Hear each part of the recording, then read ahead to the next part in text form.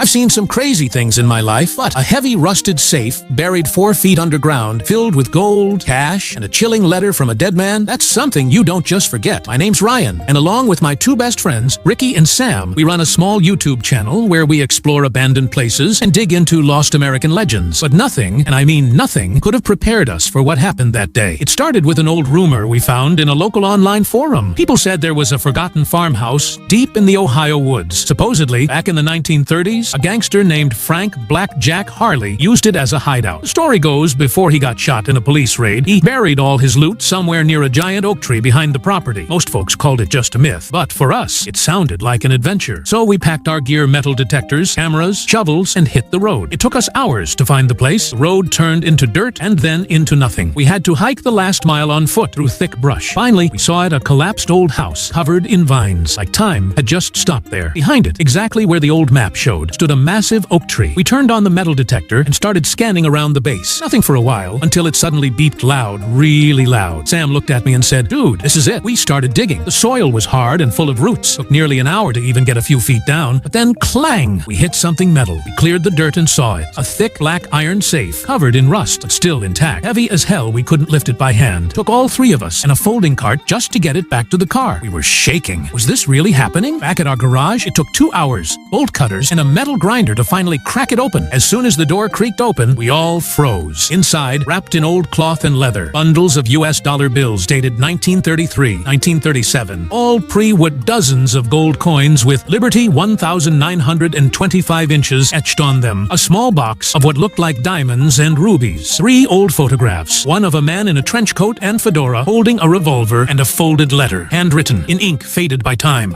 We opened the letter and read, "If you're reading this, you found what I had to hide. I killed 3 men to protect it, but gold cannot buy peace. Keep it or burn it. But beware, some secrets don't stay buried." We were silent. Sam laughed nervously. "Bro, we just hit the jackpot." But Ricky looked pale. "I don't know, man. This feels cursed." That night, we didn't sleep. We heard knocks on the door around 2 a.m. No one was there. The motion camera in the garage turned on by itself. Our phones kept glitching. By morning, we were completely freaked out. The next few days, we started researching. We dug up old police records from 1935, and yes, Frank "Black Jack" Harley was real. He was wanted for 3 murders and bank robbery. He died in a shootout near the exact area we'd been digging. But here's the wildest part. According to one article, police searched the area for a stolen safe full of cash and gold, but never found it. So yeah, we had just uncovered a 90-year-old unsolved mystery. We even took the letter and compared the handwriting with what little record existed, and it matched Harley's signature almost exactly. Now we had a serious problem. The treasure was worth millions. But what if it was considered evidence? What if someone else was already looking for it? We debated for days. This story is a complete work of fiction, created solely for entertainment purposes.